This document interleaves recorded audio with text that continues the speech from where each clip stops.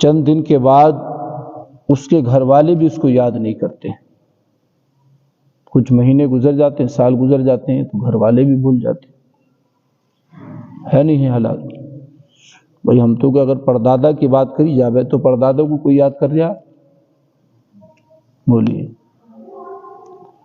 آئے تھے نہیں ہم تو کوئی پردادا، جبھی تو یار دادا آئے نہیں، جب پردادا تھے تو پہلے پردادا تھے، بعد میں دادا آئے، اس کے بعد میں پھر ہمارے باپ آئے، پھر ہم آئے۔ تو ہمارے پردادا یا ان کے اوپر کے جو بزرگ آئے دنیا میں تو وہ آن کے چلے گئے، آج ہم انہیں یاد نہیں کر رہے، مگر کچھ ہستیاں ایسی آتی ہیں دنیا کے اندر کہ زمانہ گزر جاتا ہے مگر زمانہ ان کو بھلا نہیں پاتا ہے، اور زمانہ ہمیشہ ان کو یاد رکھتا ہے۔ ایسے سمجھ لیجئے کیا شاید ہم تم دنیا کے لیے پیدا کیے گئے ہیں، اور کچھ کو اللہ رب العزت دین کے لیے پیدا کرتا ہے۔ کچھ لوگوں کو اللہ رب العزت اپنی دین کی اور اپنی مخلوق کی خدمت کے لیے پیدا کرتا ہے۔ انہی اشخاص میں سے، یعنی انہی شخصیات میں سے ایک شخصیت کا نام ہے سیدنا عمر ابن عبدالعزیز رحمۃ اللہ علیہ۔ عمر ابن عبدالعزیز رحمۃ اللہ علیہ، یہ ایسی تاریخ کا انوکھا باب ہے، اتنا سنہرا باب ہے قسم خدا کی کہ انہوں نے تمام خلفائے راشدین کی یاد کو تازہ کر دیا۔ حضرت عمر بن عبدالعزیز رحمۃ اللہ علیہ نے اس مہینے کی 25 تاریخ کو آپ کا وصال ہوا ہے، سیدہ عمر بن عبدالعزیز رحمۃ اللہ علیہ کا۔ تو کل کو انشاءاللہ ان کا عرس مبارک منائیں گے۔ ان کی بہت مطلب یہ ہے کہ عمر تو بڑی تھوڑی ہوئی ہے، عمر زیادہ لمبی اتنی نہیں ہوئی کہ بھئی 50 سال کی یا 55 سال کی یا 65 یا 70 80 سال کی ہوئی ہو۔ اللہ رب العزت نے ان کو 39 سال کی عمر مبارک عطا کی۔ کتنی؟ 39 سال کی عمر مبارک اللہ رب العزت نے دی، 40 میں کو ایک کم، مگر اس 39 سالہ زندگی میں ایسے کارنامے دنیا کے اندر کر کے گئے ہیں کہ رہتی دنیا تک سیدنا عمر بن عبدالعزیز کا نام زندہ رہے گا۔ رہتی دنیا تک سیدنا عمر بن عبدالعزیز رحمۃ اللہ علیہ کا نام زندہ رہے گا۔ آج ہجری 1445 چل رہی ہے، کتنی؟ 1445 چل رہی ہے۔ اس مرد مجاہد کا انتقال ہجری 101 کے اندر وصال ہوا، ہجری 101 میں وصال ہوا۔ کتنے سال ہو گئے؟ لمسم 1300 سال ہو گئے۔ 1300 سال کا لمسم کا یہ عرصہ گزر چکا ہے، مگر اہل علم کی زبانوں پر بھی آج بھی سیدنا عمر بن عبدالعزیز کا نام ہے۔ تو کچھ تو کارنامے کیے ہوں گے کہ اللہ کے گھر میں بیٹھ کر ہم تم ان کا ذکر خیر کر رہے ہیں، کچھ تو انہوں نے ایسا کام کیا ہوگا نا کہ آج اتنی صدیاں گزر جانے کے بعد بھی ہم تم ان کا ذکر خیر کر رہے ہیں۔ اچھا دیکھیے، ان کا یہ کرم ہے اور اللہ رب العزت کا فضل ہے، یہ ان کا مطلب یہ ہے کہ ان کی ایک کرامات ہے، ورنہ ہم تم عشاء کی نماز پڑھ کے ہم تم بھی چلے جاتے۔ بھائی عشاء کی نماز ہو گئی تھی، بات ختم ہو گئی تھی، اپنا کام ختم ہو گیا تھا، آپ اپنے گھر ہوتے، میں اپنے گھر ہوتا، مگر یہ اللہ ہی نے ڈالا ذہن کے اندر کہ آج سیدنا عمر بن عبدالعزیز کا ذکر خیر کیا جائے، سیدنا عمر بن عبدالعزیز رحمۃ اللہ علیہ کا ذکر خیر کیا جائے۔ تو تھوڑا سا مختصر سا ذکر ان کا آج کریں گے، پھر انشاءاللہ کچھ کل ان کا ذکر خیر کریں گے، اور کا سیدنا عمر بن عبدالعزیز رحمۃ اللہ علیہ کا عرس مبارک منائیں گے۔ سیدنا عمر بن عبدالعزیز رحمۃ اللہ علیہ کے والد محترم کا جو نام تھا وہ عبدالعزیز تھا۔ کیا تھا؟ عبدالعزیز تھا۔ آپ سیدنا عمر رضی اللہ تعالیٰ جو ہیں عمر بن عبدالعزیز جو ہیں 61 ہجری میں آپ پیدا ہوئے، 61 ہجری میں، یعنی جس سال سیدنا امام علی مقام امام حسین رضی اللہ تعالیٰ عنہ کی شہادت ہوئی، اس سال آپ پیدا ہوئے. یا بہت سارے تاریخ کے اندر مطلب یہ ہے کہ آپ کی 63 ہجری بھی آتا ہے کہ 63 ہجری میں پیدا ہوئے، مگر زیادہ تر مشہور یہی ہے کہ آپ 61 ہجری کے اندر پیدا ہوئے. سیدنا عمر بن عبدالعزیز رحمۃ اللہ علیہ، آپ کے والد محترم کا نام عزیز ہے، عبدالعزیز ہے. یہ بنو امیہ کے ایک فرد ہیں، بنو امیہ کے ایک فرد ہیں. سیدنا عمر بن عبدالعزیز رحمۃ اللہ علیہ کے والد محترم جو ہیں بنو امیہ کے ایک فرد ہیں، مگر اتنے نیک، اتنے سچے انسان تھے، اتنے نیک، اتنے سچے انسان تھے کہ بنو امیہ کے دور اقتدار میں، حکومت میں آپ مصر کے گورنر رہے. کیا آپ مصر کے گورنر رہے؟ اب اگر انسان کسی صوبے کا گورنر بن جائے تو اس کی دولت کا آپ اندازہ لگا سکتے ہیں؟ بولیے.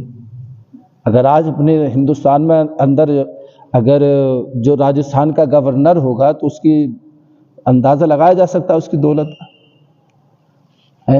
اندازہ نہیں لگایا سکتا. مگر عمر بن عبدالعزیز رحمۃ اللہ علیہ اس ذات غرامی کا نام ہے. کیا آپ نے مطلب یہ ہے کہ جب شادی کا ارادہ کیا نا، شادی کا، تو آپ نے جو خازن تھا، جو اس کے پاس میں پیسہ جو لیتا تھا، خازن جو خزانچی تھا، اس سے کہا کہ میری حلال کمائی میں سے مجھے 400 درہم مجھ کو دیے جائیں. کیا کہا؟ میری حلال کمائی میں سے مجھے 400 درہم دیے جائیں، میرا شادی نکاح کرنے کا ارادہ ہے تاکہ میں نکاح کروں. حلال کمائی سے آپ نے فرمایا. آج ہم تو ایک ٹارگیٹ رہتا ہے، بھئی دولت آئے چاہے کیسی بھی دولت ہونی چاہیے، دولت آئے چاہے کیسی بھی دولت ہونی چاہیے، ہمارے پاس دولت ہونی چاہیے. دولت ہے تو سب کچھ ہے، دولت نہیں تو کچھ بھی نہیں ہے. ہمارا ایک ٹارگیٹ ہے، اگر دولت نہیں تو کچھ بھی نہیں ہے. مگر نہیں پیارے دوستو، دولت جتنی آتی ہے اتنے ہی انسان فتنوں میں زیادہ گھرتا ہے. جتنی دولت آتی ہے اتنے ہی فتنوں میں انسان زیادہ گھرتا ہے، اور جتنی دولت انسان کی کم ہوتی ہے اتنا ہی وہ اللہ کے زیادہ قریب ہوتا ہے، اتنا ہی وہ اللہ کے زیادہ قریب ہوتا ہے. تو آپ نے 400 درہم منگائے اور پھر آپ نے شادی کی. اچھا، جو شادی کی نا حضرت عبدالعزیز رحمۃ اللہ علیہ نے جو شادی کی، وہ پتہ کس سے شادی کی؟ سیدنا عمر فاروق اعظم رضی اللہ تبارک کی پوتی سے آپ نے شادی کی. سیدنا عمر فاروق اعظم رضی اللہ تبارک کی پوتی سے آپ نے شادی کی. تو اب آپ اندازہ لگا لیں کہ جس کی والدہ محترمہ سیدنا عمر فاروق اعظم کی پوتی ہو تو پھر اس کی شان کیا ہوگی، پھر اس کی شان اور عظمت کیا ہوگی. اچھا، یہ جو شان اور عظمت جو ہے نا، کہ اس کی جو مطلب یہ ہے، کیا جب ہم تاریخ پڑھتے ہیں، تاریخ کا مطالعہ کرتے ہیں، جو سیدنا عمر بن عبدالعزیز رحمۃ اللہ علیہ کی والدہ محترمہ تھی تو وہ کتنی پارسا تھی، میں بتاؤں گا اس کا. اس سے پہلے ایک بات ان کی سماعت فرمائی کہ جو سیدنا عمر بن عبدالعزیز رحمۃ اللہ کے والد محترم ہیں، آپ جب بیمار پڑے، حضرت عبدالعزیز بن مروان، ان کے والد کا نام مروان تھا، یہ اپنے وقت کے بہت بڑے گورنر تھے، یہ بادشاہ رہ چکے ہیں مروان جو تھے. تو جب ان کی وفات کا وقت قریب آیا انتقال کا، تو آپ نے اپنے عزیزوں سے کہا کہ وہ کفن لے کر آؤ جس کفن میں مجھ کو دفنایا جائے گا. مجھے وہ کفن لے کر آؤ کہ جس کفن میں تم مجھ کو دفناؤ گے میرے انتقال کے بعد. تو آپ کے سامنے وہ کفن دیا گیا. جب دیا تو آپ نے وہ کفن دیکھا، اور دیکھنے کے بعد کہا کہ ہائے افسوس ہے دنیا تجھ پر، لوگ کہتے ہیں یہ میرا مال ہے، یہ میرا مال ہے، یہ میرا مال ہے، حقیقت میں تو اصل یہ مال ہے. سن میں آ رہی یہ بات؟ جب تک ہم تم دنیا میں زندہ ہیں، یہ میرا ہے، وہ میرا ہے، یہ مکان میرا، یہ گاڑی میری ہے، یہ چیز میری ہے، وہ چیز میری ہے، یہی ہے نا، یہ دکان میری ہے، فلاں چیز میری ہے. اور جب آنکھ بند ہو گئی تو بتائیے، حقیقت میں کفن کے علاوہ کیا ہے، اور کفن بھی یہ مقدر سے ملتا ہے، کفن بھی جو ہے مقدر سے ملتا ہے۔ اگر اپنی بستی میں اپنے گھر میں انتقال ہو گیا تو کفن مل گیا، اللہ نہ کرے کہیں گھر سے باہر گئے ہوئے، سفر میں گئے ہوئے، اور کہیں ایسی جگہ کسی حادثے میں موت آ گئی، کسی حادثے میں موت آ گئی تو نہ کفن کا پتہ ہے نہ قبر کا پتہ ہے۔ یعنی کتنے مسلمانوں کو جلا دیا گیا، یعنی کتنے مسلمانوں کو جلا دیا گیا کہ بھئی جب ان کا کوئی وارث نہیں مل پایا تو یعنی کتنے مسلمان جلا دیے گئے۔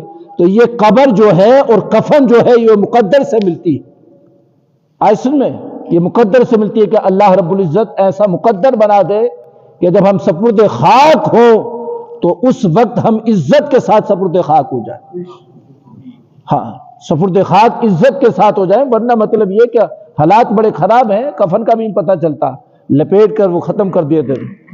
دیکھا نا کرونا کے اندر بڑے بڑے سرماتے، بڑے بڑے کروڑ پتی، لکھ پتی مسلمان بھی ایسے مطلب یہ کہ بہت سارے کو تو کفن تک بھی نصیب نہیں ہوا، اور قبر کھودنے والے بھی نہیں، JCB سے ان کی قبریں کھودی گئی۔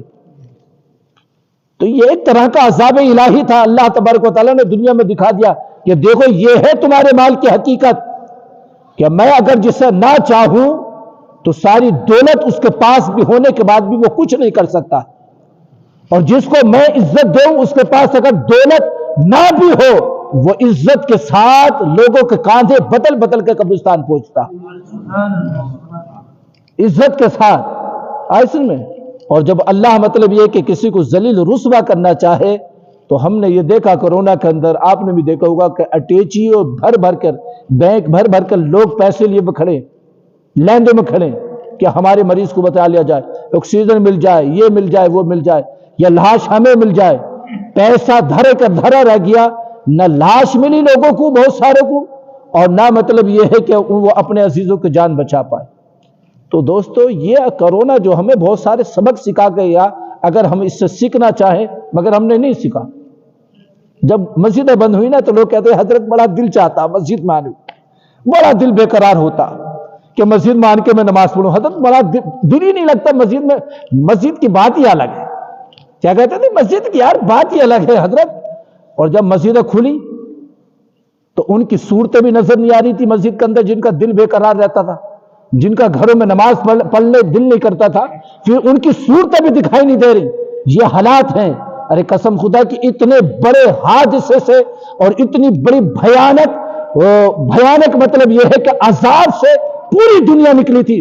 میں تو یہ سمجھتا تھا کہ جس طرح سے لوگ کہتے تھے نا، فون آتے تھے لوگ کہتے تھے، میں یہ سمجھتا تھا شاید اب حالات ایسی ہو جائیں گے جیسے کہ مطلب خلفاء راشدین کے زمانے میں مسجدیں بھر ہوئی نظر آتی تھی، یہ حالات بن جائے گی۔ مگر حالات وہ کہ وہی رہے کہ وہی ایک سب دکھائی دے رہی ہے، ہر جگہ کے حالات یہ، کوئی تبدیلی آئی بتائیے؟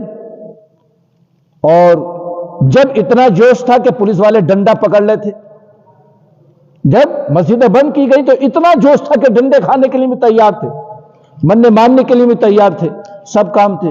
تو دوستو خالی جوش سے کام نہیں ہوتا ہے، کبھی ہوش سے کام کیا جاتا ہے، اور ہر جگہ ہر حال میں اللہ ہمارے ساتھ میں۔ تو عمر بن عبدالعزیز رحمۃ اللہ علیہ نے آپ کے والد محترم نے اس کفن کو دیکھا، اور دیکھنے کے بعد ایک طرف منہ کر کے روئے، اور زار و قطار روئے کہ آپ کی داڑھی مبارک بھیج گئی۔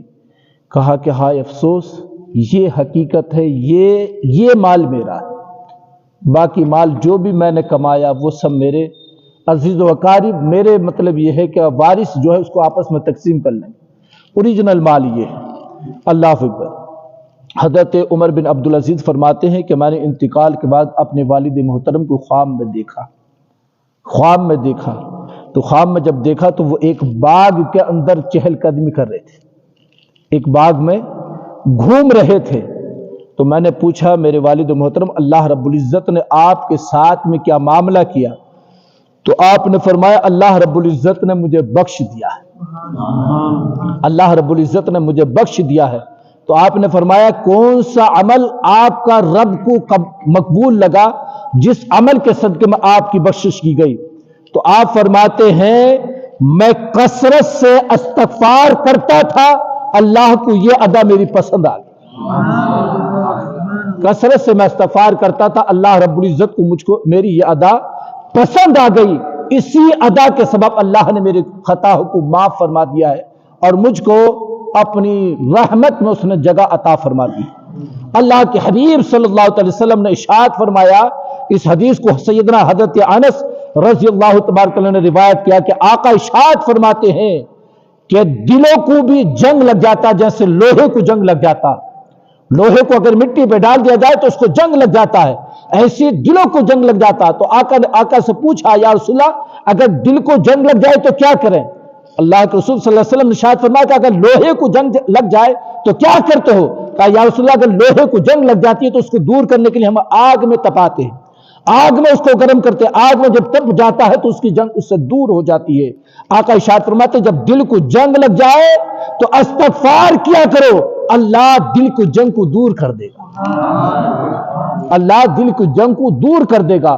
اور سیدنا علی شیر خدا رضی اللہ تبارک عنہ ارشاد فرماتے ہیں اگر کوئی تنگ دست ہو اور چاروں طرف سے راستے بند ہو جائیں، کہیں سے کوئی راستہ نظر نہیں آ رہا ہو، تو علی شیر خدا فرماتے کہ استغفار کی کثرت کرو، اللہ تجھ کو پردے غیب سے رزق عطا فرمائے گا، پردے غیب سے رزق عطا فرمائے گا۔ تو یہ سیدنا اب حضرت عمر بن عبدالعزیز رحمۃ اللہ علیہ کے والد محترم ہے کہ انہوں نے کثرت سے استغفار کیا اور اللہ کی رضا پہ راضی رہے تو اللہ نے ان کی بخشش فرمائی۔ انشاءاللہ کل سیدنا عمر بن عبدالعزیز رحمۃ اللہ علیہ کے حالات پر تھوڑی سی آپ سے بات چیت کروں گا۔ اللہ تعالی ہم سب کو عمل کی توفیق عطا